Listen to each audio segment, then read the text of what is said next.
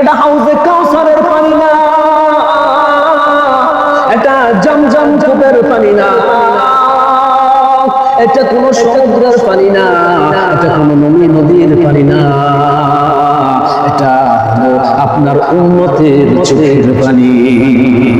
আপনার উম্মতেরা আমার কাছে যখন ক্রন্দন করলো, ওই চোখের পানিগুলি আমি রেখে দিয়েছিলাম, আর এই চোখের পানিটা আজকে জাহান্নামের আগুন নিভাতে সাহায্য করে। সুবহানাল্লাহ, সুবহানাল্লাহ।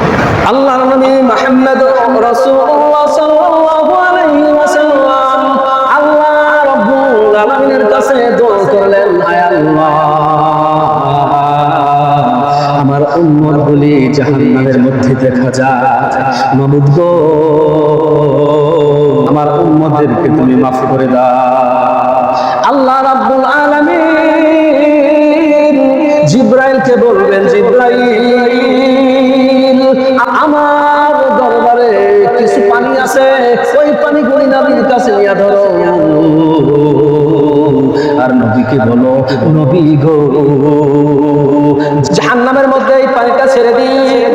আল্লাহর হাবিব ওই পানিটা জাহান্নামের মধ্যে ছেড়ে দিলেন, সাথে সাথে জাহান্নামের আগুনগুলি নিভে গেল। সুবহানাল্লাহ, সাথে সাথে জাহান্নামের আগুন নিভে গেল।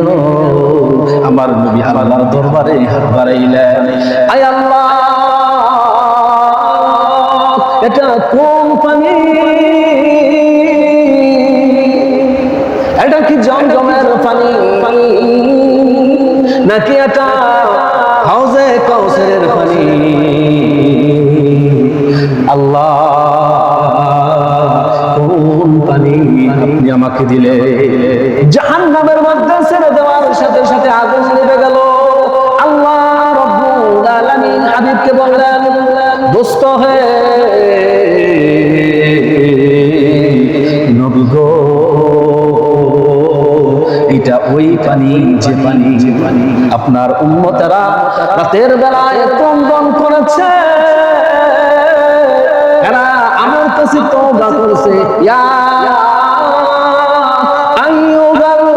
আইয়ুহাল্লাযীনা আমানু তুবু ইলাল্লাহি তাওবাতান নাসুহা, যারা আমার কাছে তওবা করছে, যারা রাতের বেলায় তাহাজ্জুদের নামাজ আদায় করার পরে রাত চোখরা পানি গালবে।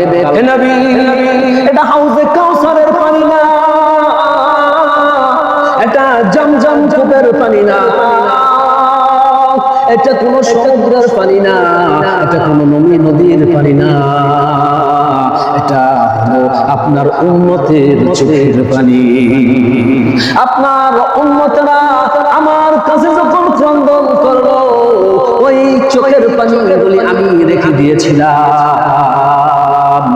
আর এই চোখের পানিটা আজকে জাহান্নামের আগুন নিভাতে সাহায্য করে। সুবহানাল্লাহ, সুবহানাল্লাহ।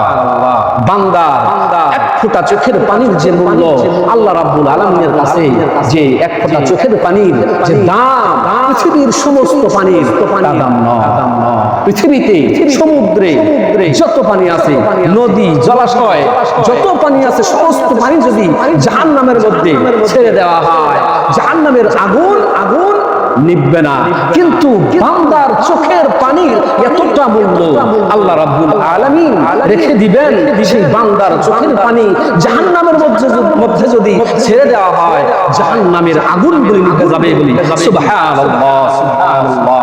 তাই আল্লাহ রাব্বুল আলামিনের কাছে বেশি বেশি তওবা করা, বেশি বেশি তওবা করা, বেশি বেশি ক্রন্দন করা, আল্লাহ রাব্বুল আলামিন বড় খুশি হয়ে যায়। তো আল্লাহ রাব্বুল আলামিন আমাদেরকে মাফ করে দিন।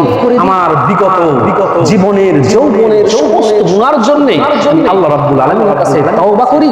আল্লাহ রাব্বুল আলামিন যেন আমাকে মাফ করে দেয়। আমার তওবা আল্লাহ রাব্বুল আলামিন যেন কবুল করে নেয়।